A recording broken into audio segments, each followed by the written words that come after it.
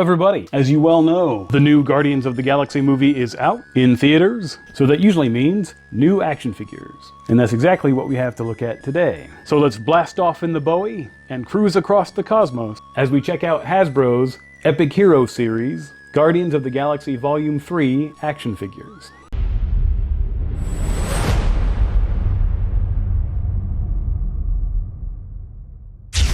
Guardians, this is the Nova Corps. You have to help us. This is a Priority 1 distress call, Starlord. Thanos is here! Destroyer of Worlds, big glowy gauntlet, wrinkly chin. Yeah, I've heard of him. Time to rock and roll.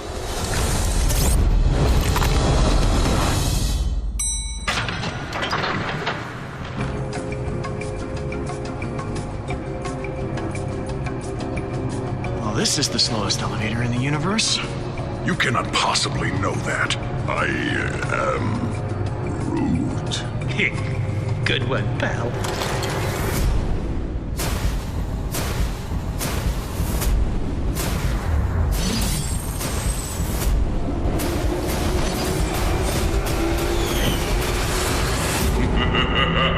The Guardians of the Galaxy. Show me how you die.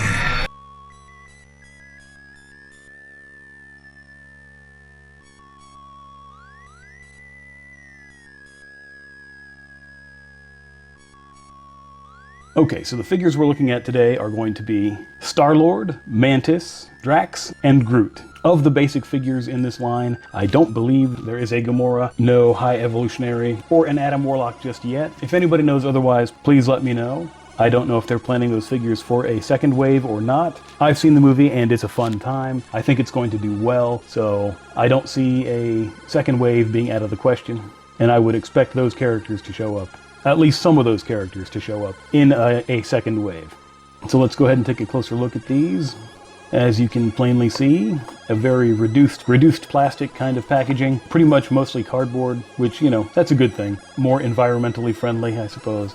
And as you can also see, most of the characters in this line are rocking a version of that Starlord uniform that I believe made its first appearance like in the early 2000s maybe. I can't recall exactly when it first showed up. So that's kind of a neat callback or reference to the source material. Kind of a neat callback to that uniform. So let's go ahead and crack these open. There is a little piece of tape on the bottom holding that flap closed. I've already cheated and peeled them all off the bottom. There's also one on each side here. So let's take a look. Already I see another little trend that I've been noticing in the more environmentally friendly packaging. Just sort of a little piece of tissue paper that is holding the accessories in. So that's cool. Little choking hazard kind of warning paper there. Does that count as an accessory? I don't think so. Okay, there is our Starlord. Speaking of environmentally friendly, I don't think there's a whole lot you can do with these little plastic ties. Alrighty, so there is Starlord and his blasters, his very Covenant reminiscent Halo-esque blasters. At least that's what they always make me think of. The fingers are sculpted to fit into the trigger mold, so that's always a nice little touch. Pretty decent likeness of Chris Pratt. Okay, here we've got Mantis. Pretty good likeness on her as well. Mantis comes with two blasters that, to me, look kind of like Han Solo, Star Wars laser blasters. Those fit in rather nicely.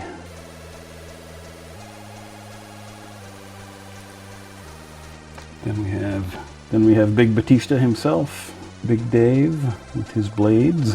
Drax comes with his two blades that have become synonymous with the character in pretty much every incarnation now. So yeah, that looks cool.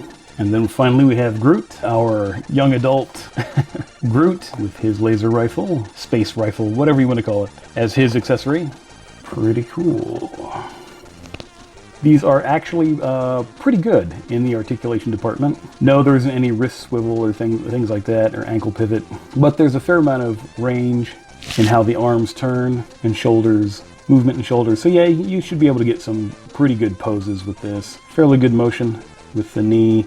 Like I said, again, there's a little bit enough of freedom of movement to get some good poses out of that, some decent poses out of that. I was kind of surprised at the level of hip articulation. That's pretty cool. Nothing super spectacular, but it's still pretty nice. Unfortunately, still no ab crunch. on the figures in this scale.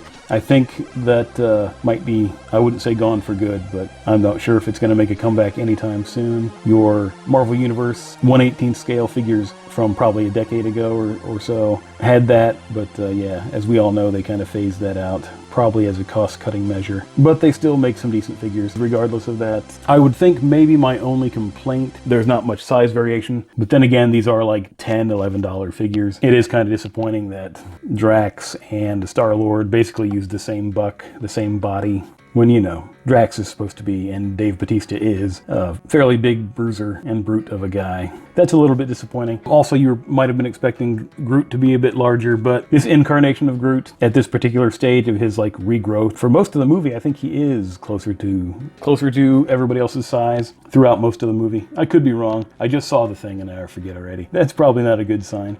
Forget. You also might think he looks bigger because they do that. There's a hefty piece of cardboard that elevates him, but then again, it does that for all the rest of the figures. So yeah, these are pretty cool. As I mentioned, no Nebula, no Gamora, no Adam Warlock, no High Evolutionary yet. There is a deluxe version of Groot that comes with some accessories that reference a particular scene in the film. There is also a Rocket Raccoon action figure that comes with a vehicle playset, a sort of a very much scaled down Bowie starship. But still cool. I don't know if it's like $30 some worth of cool, but it's still kind of neat. That might have been the best way to package him since he is a much smaller character. Someone made the comment that these are a lot like Spin Masters movie figures, the Epic Heroes line. I can definitely see that comparison. There is also an Epic Heroes Spider-Man line and an Avengers line with robot animal accessories that I'm not really sure what the whole deal behind that is, but they're very reminiscent of Spin Masters non-movie figures. And I realize DC and Marvel are in direct competition with each other on most levels anyway, but this seems like a very calculated maneuver to sort of cut in on that Spin Master piece of the market. I expect that, you know, makes sense. If customers are buying that product, I suppose you would want to make a similar competing product to get a slice of that action. Most of the Spider-Man figures from the Epic Heroes line are pretty decent. The Avengers figures are okay, a little bit more cartoony in their design, kind of like the non-movie Spin Master figures, as I mentioned. And speaking of Spin Master movie figures, here is Drax next to the Spin Master Black Adam movie Black Adam figure. A little Batista versus The Rock action there. And here is Mantis next to the Batman Spin Master movie figure of Catwoman. Okay, so there you have it. Epic Heroes, Guardians of the Galaxy Volume 3 action figures so far. Wave 1, hopefully they will make more because they are pretty cool. They are pretty neat to have in your collection. Pretty good likenesses, pretty good articulation. Like I said, the sizing is a little bit of an issue for me, but not, you know, nothing too terrible. I'm okay with that. I understand. Once again, it's a fairly reasonably priced action figure. Some decent accessories. I think they're pretty cool. If they make another wave, I expect I will probably pick those up as well. The Deluxe Groot, I might skip out on that, and the spaceship playset I will definitely be skipping out on. Maybe if I can find a Rocket on the secondary market, or if he comes packaged in some other set, I might go for that. But if I collect more, it will most likely be in the basic figure range. So yeah, what do you guys think? Do you think they're cool? Does it look like something you would add to your collection? What are your thoughts and opinions? I'm always happy to hear them. Go see the movie. It's a good time. You will enjoy it. I had a few takeaways from it that I mentioned on social media. Lots of big action sequences like you'd expect, of course. Lots of goofy humor and silly jokes and things like that, like you would expect, of course. Some darker, bleaker moments with little elements of body horror in there that you probably wouldn't expect.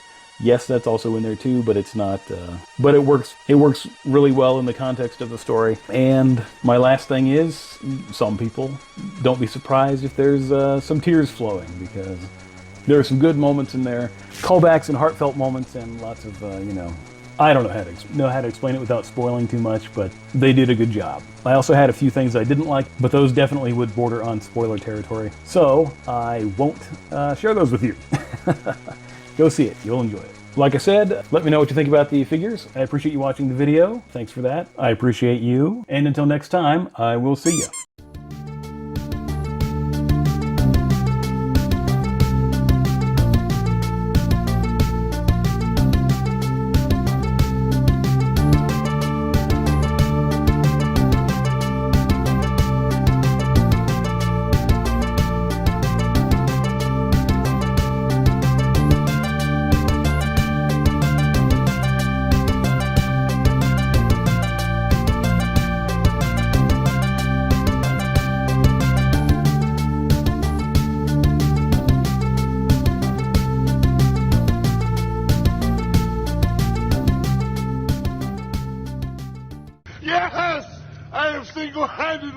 Vanquish the beast!